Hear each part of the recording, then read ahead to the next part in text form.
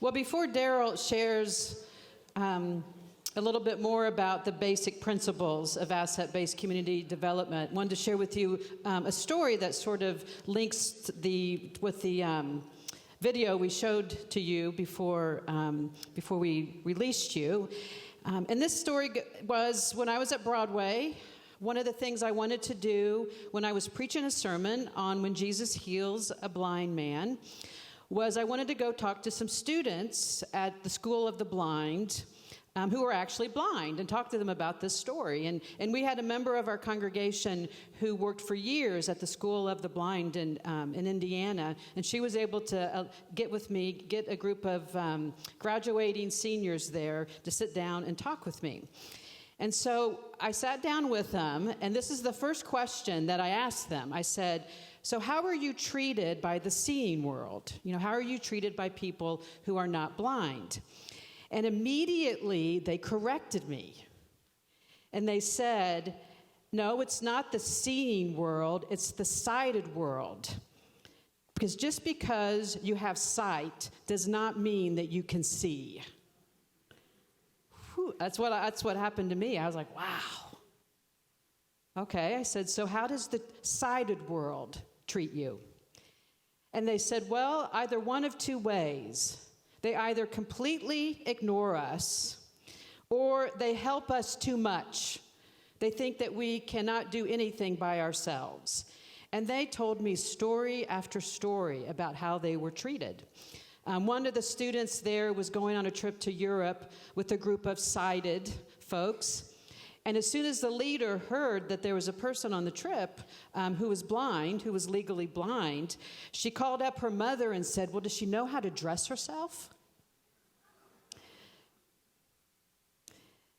I mean, they just kept telling me stories, and they would laugh about it to a point. They said, we would, if we're blind and we go up to a set of stairs or approach a set of stairs, the people who are sighted want to help us. And so what I do instead is I run down the stairs, he said. And he says, we can actually go to the bathroom by ourselves. We watch television. We can work on the computer by ourselves. And so then I did ask them, though. I said, is there anything that you cannot do because of your blindness? And they said, nothing. They said, we've actually driven a car, which I'm not quite sure I want to be the passenger of that car. They said, we can ride bicycles. I've done martial arts. We play basketball. 2 of them went to the inauguration of Barack Obama. And they said, we didn't need any help at all getting to Washington, D.C. and going to the inauguration. And they said, you know what? We actually see our blindness as a gift. And they said, by being blind, we can actually hear better. We have better spatial memory, they said. They're better able to adapt to situations. And they said, we are less discriminatory because we don't know, right, the race of the person we're talking to. And so I did ask them, would you want to be healed by Jesus of your blindness? And they're like, no, it's who I am. And it is a gift. And they were really clear to me. They said what they really want most is for those of us who are not blind to have better sight, to be able to see better.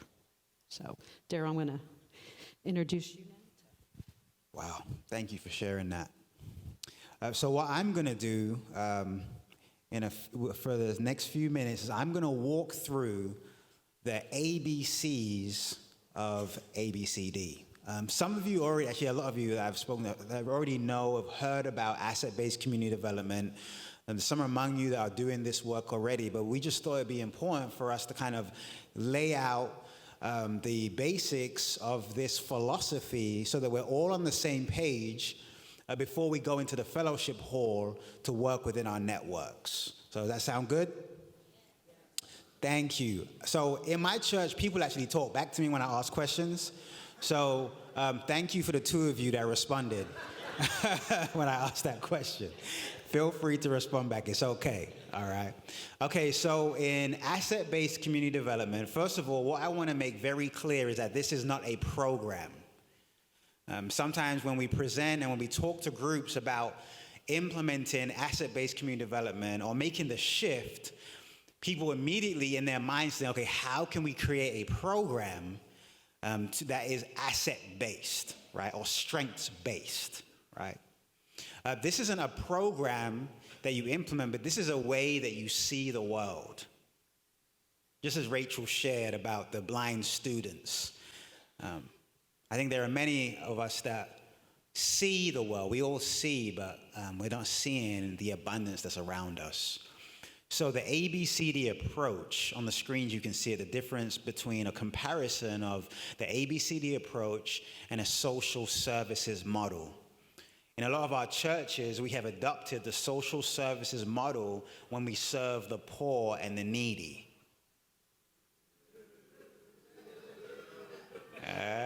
Okay, you need a refresher, right? If anyone says the word need or needy, boo, there you go. We boo the needs, right?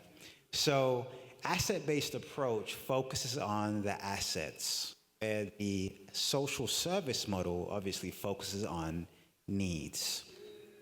Thank you. The ABCD approach builds on opportunities, and Mike articulated that very clearly, the opportunities that are before us, while social service model responds to the problems around us, right?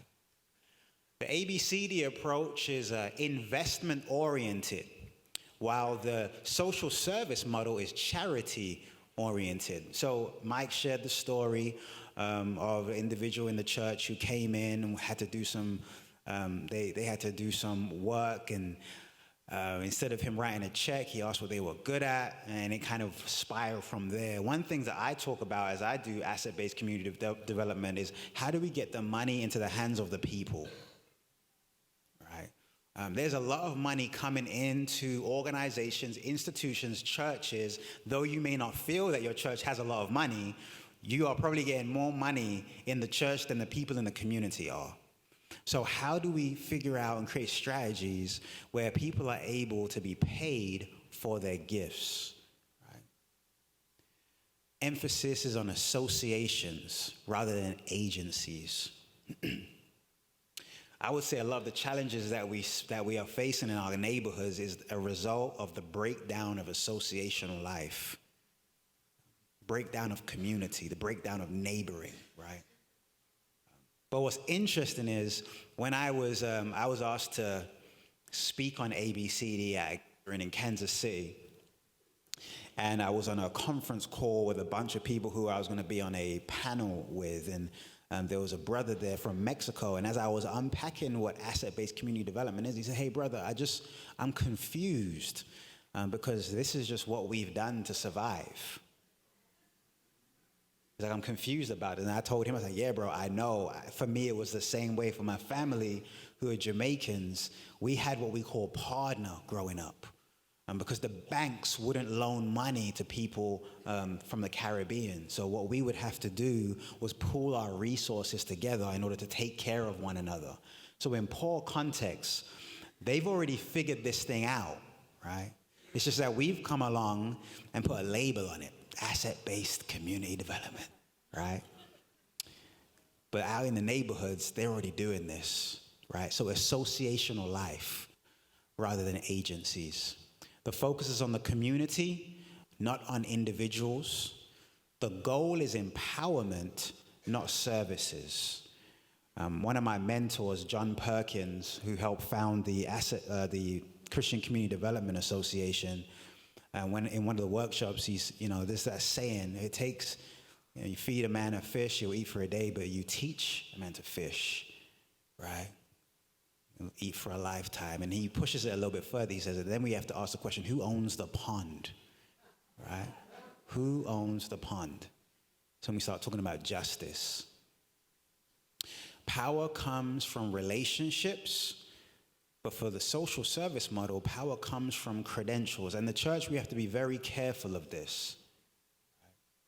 Right? Because sometimes we can be hung up on a person's credentials. Right? The person with the most credentials gets to speak. And then our neighbors who may not have as many, they may have no credentials, but they are savvy when they come. They got street smarts. They don't know how to navigate the community, right? But we don't give them a platform, an opportunity to speak and to lead, right? People are the answer, not the programs. And the people are citizens. People are not clients, right? So that's the difference. In asset-based community development, people are able to contribute, help create. But in social service models, people are clients.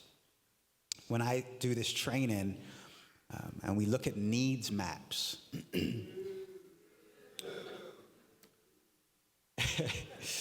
that's funny because I actually forgot. The mic starts brewing, I'm like, wait, what happened? When we talk about needs maps, I don't even want to say it anymore. I asked the question, how would you feel if your whole community was just identified by what was wrong with it? Like, so when people come to my neighborhood and they do these maps, right? And I've my neighborhood association, I'm not even saying these, when they show up, and it's usually a group from a college or university or something, they want to interview the residents. Everything is about what's wrong with us. And I'm just like, please just spend some time with us to know about the good that exists among our neighbors, right? So just want to break this down real quick. That's the difference between our approach, asset-based community development, rather than a social services model. And it's really difficult to make that shift, but we're hoping that over the next 2 days, we can at least start taking that shift together, right? And I know some of the staff here of your conference will also be walking alongside you moving forward. So in asset-based community development, we talk about these assets that exist in every single community. So I think what we're going to do is Rachel and Mike and myself are going to focus on the first 3, but there are actually 6 altogether. So I'm just going to quickly walk through all 6, and then we'll be able to go on into the fellowship hall for some conversation, because I know you all don't want to hear the 3 of us talk for 2 days. I don't want to hear us talk for 2 days, right? So individuals, the first asset, these are gifts of local residents, their hopes, their concerns, their talents. And as we talked about in the first session, everybody has something to offer. In asset-based community development, we want to seek those who are traditionally excluded. Who are those people in your community that's marginalized, that are silenced, that when they speak, people want to boo, but they can't, right? Who are those individuals? And as the Green Book, which is a book that was written by John McKnight and Jody Kretzman, when they did their survey of, I believe it was 300 neighborhoods in the United States, when they did their research, again, of communities that were already doing this work, what they found were it was the individuals were the only asset in every single success story. When I do this training, it's so interesting. When I do it in neighborhoods and I ask people to identify the assets, they struggle with this one. They struggle with identifying the individuals. They can name the associations that we're about to get to, and they can name the institutions, right? Because that's easy, institution. But when it comes to the individuals, they're stuck. And again, it goes down to back to the fact that people don't know their neighbors. So the second asset are the associations. These are small, informal groups of people. These are people who have come together of their own free will and decided we are going to create something together. We are going to learn together. We're just going to do what we couldn't do individually. We'll do that together as a group. And the power comes from the pooling of individual gifts. Right? So these are clubs, groups, unnamed affiliations in your neighborhood. On the block, I just moved a few months ago, but on the block I used to live on, my neighbor, Pee-wee, and that's his name, Pee-wee, every Sunday, all the men from that block and the surrounding, we'd all gather on Pee-wee's front porch. And that was our association. Right? We gather, we talk football. I show up, hey, pastor, what'd you talk about at church today? You know, because they're like, we ain't never going to no church, but you are our pastor, so just break down the word for us real quick. But that was our association, right? Of our own free will, right? Pee-wee. Then there's institutions. In every community, there are 3 types of institutions. There are the for-profit, not-for-profit, and government institutions. These are formally structured and work toward repeatable goals. They need money to exist, and people are paid for their work. Right? So these are the 3 major assets: individuals, associations, institutions, and the 4th one is physical space, which sometimes, especially in a neighborhood like mine, that is about 40% vacant, vacant housing and abandoned and vacant lots can be a nuisance. But what we started doing was throwing parties on some of these vacant lots. And I have friends in Chicago, south side of Chicago, they do similar things. They throw parties on vacant lots, right? Someone in the neighborhood has a lawnmower, so they mow the lot, and then we just set up our sound system, bring out some grills, we cook, we eat, we celebrate, because the land is an asset. It's an asset, right, that we can use to help build community. So the church that I pastor right now, we don't have a building, right? There's a school in the community, an institution that has allowed us to meet there for free, but before that, we would literally, we didn't even have enough money. My wife and I, we didn't have enough money to own a grill. So what we said was, hey, we're going to throw a party. You bring your grill, right? You bring the music, right? We were connectors. That's just how we felt. Like, we'll connect. We'll make it happen. But you all bring the stuff because we ain't got no money, right? And that's what we would do, right? Gather on the land and throw parties and eat together and fellowship.